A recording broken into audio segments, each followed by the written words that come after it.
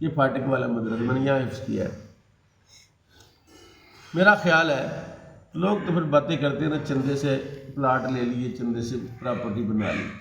میں کہتا ہوں یہ تو تمہیں یاد ہے کہ چندے سے پراپرٹی لے لی، یہ قرآن کی آیتیں نہیں یاد، یہ قرآن نہیں یاد کہ قرآن کہہ رہا ہے جو قرآن پڑھے گا اللہ اس کو دنیا میں بھی عزت دے گا، آخرت میں بھی عزت دے گا۔ اور میں نے تو ان کو دیکھا، جب بھی دیکھا نماز میں، نماز کے علاوہ بیٹھے ہوئے، میں نے دیکھا کہ ہر وقت وہ قرآن پڑھتے رہتے۔ تو ہمارا ایمان ہے کہ قرآن پڑھنا ہے۔ فاروق اعظم کے پاس مانگنے والا آئے تو کہ جا قرآن پڑھ جا کے، تو وہ کہے کہ جناب قرآن نے مجھے عمر کے دروازے سے بے نیاز کر دیا ہے، تو تم قرآن کیوں نہیں پڑھتے؟ جو قرآن رسول اللہ پڑھتے تھے، جو قرآن صحابہ پڑھتے تھے، جو اور یہ جو ارطغرل نہیں کرتے، یہ ڈرامہ چل رہا تھا، وہ جو ان کا بڑا تھا عثمان، کہتے ہیں روزانہ 10 بار سورہ یاسین کی تلاوت کرتا تھا۔ بادشاہ تھا، اتنی بڑی سلطنت تھی، خلافت عثمانی میں چھوٹی نہیں تھی، وہ روزانہ یاسین اس نے 10 بار ضرور پڑھنی۔ راہ چلتے ہوئے انہیں کو صورت یاد نہیں، قرآن کی وہ پڑھتے جاؤ، نور بکھیرتے جاؤ، روشنیاں پھیلاتے جاؤ، قرآن پڑھو یار، یہ قرآن اصل چیز ہے، دولت ہے۔ اور ایک وقت آئے گا کہ اللہ تعالیٰ انتزاع علماً بقبض العلماء، اللہ علم کو اٹھا لے گا، یہ مولوی سر چک لے گا، سب فوت ہو جائیں گے، آگے والے مولوی بڑھیں گے، وہ تو نعت خوانی پڑھیں گے۔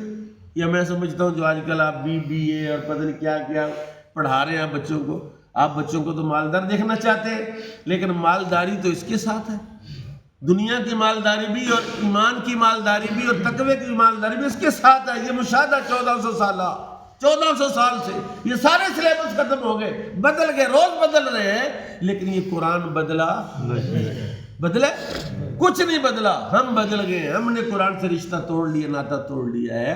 میں کہتا ہوں قرآن پڑھنے والا تنگ دست نہیں ہو، یہ میری سینگ ہے، میرا کہنا ہے، میرا مشاہدہ ہے، میرا تجربہ ہے کہ قرآن پڑھنے والا تنگ دست نہیں۔ آپ پڑھیں نا قرآن، ہمارا سلسلہ ہے یہ، جو آپ دستان احمد بن سیفی سلسلے کے جو لوگ ہیں، ان کے لیے ہمارا ایک سلیبس ہے۔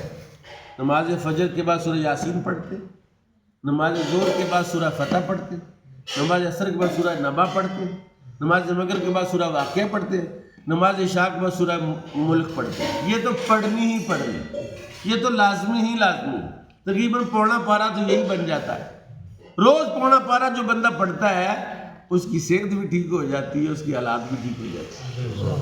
لوگ کہتے ہیں یار یہ سیوی کھاندے بڑا نا، بڑے موٹے موٹے، اور تاج ہے نا سر پر، امام مسلمانوں کے تاج ہے، تو تاج پہننے والا بندہ، یا چار بندوں نے ہم نے دستاریں پہنی، آپ بتائیں نا ان 4 بندوں میں آپ کتنے لوگ ہیں؟ ان 4 بندوں کی دستاروں سے باہر سے آنے والا متاثر ہی دستار سے ہو گئے، یار یہ تو دستار پہنی۔ اور یہ میرے دوست اسلم صاحب، ہاں جی، بالکل کلین شیو تھے، دیکھیں آپ کتنے اللہ کے بندے صوفی بنے۔ جب میرے پاس آئے تھے چہرے پر بالکل ایک بال بھی نہیں تھا۔ یہ مظفر صاحب ہیں، آپ کے محلے دار ہیں، میرے پاس تشریف لائے، چھوٹی چھوٹی داڑھی تھی، میں نے کہا ایک سودا اور بھی ہے میرے پاس، وہ لے کہتے جی دے دے۔ میں نے کہا وہاں آئے، الحمدللہ سودا دیا آپ کے سامنے، صوفی لگتا ہے، صوفی لگتا ہے، اور صوفی ہے، لگتا ہی نہیں ہے بھی ہے۔ اور یہ ہمارے ماسٹر مظفر صاحب ہیں جی، اللہ تعالیٰ کا فضل ہے، اللہ کی رحمت ہے۔ یعنی یہ نہیں کہتے کہ کوئی آپ کو کوئی کرامت بتا رہے ہیں کہ جناب اگر مسلمانی ہی آپ میں ابھی تک پیدا نہیں ہوئی، ابھی آپ تک کوئی آثار مسلمانی نہیں پیدا ہوئے، تو پھر کدھر جائیں گے یار؟ آپ نمازیں تو پڑھیں، قرآن تو پڑھیں، لیکن قرآن آپ کے اندر داخل نہ ہو تو کیا فائدہ قرآن پڑھنے کا؟ ظاہر پر بھی قرآن نظر آئے، باطن پر بھی قرآن نظر آئے، پھر چس آئے، پھر پتہ چلے، اور بتانا نہ پڑے کہ مظفر صاحب کون ہیں اور اسلم صاحب کون ہیں اور ماسٹر ظفر صاحب کون ہیں اور ان کا مفتی احمد سعید طفیل سے کیا رشتہ ناتا ہے۔ شکل سے دیکھتے ہی پتہ چل جائے کہ یار اس کا تعلق اس بندے کے ساتھ۔ اللہ تعالیٰ مجھے اور آپ کو قرآن سے رشتہ مضبوط کرنے کی توفیق نصیب فرمائے، اور ہمیں اس مقصد کے لیے اللہ نے پیدا کی، اس مقصد میں اللہ کامیابی نصیب فرمائے۔ مصطفیٰ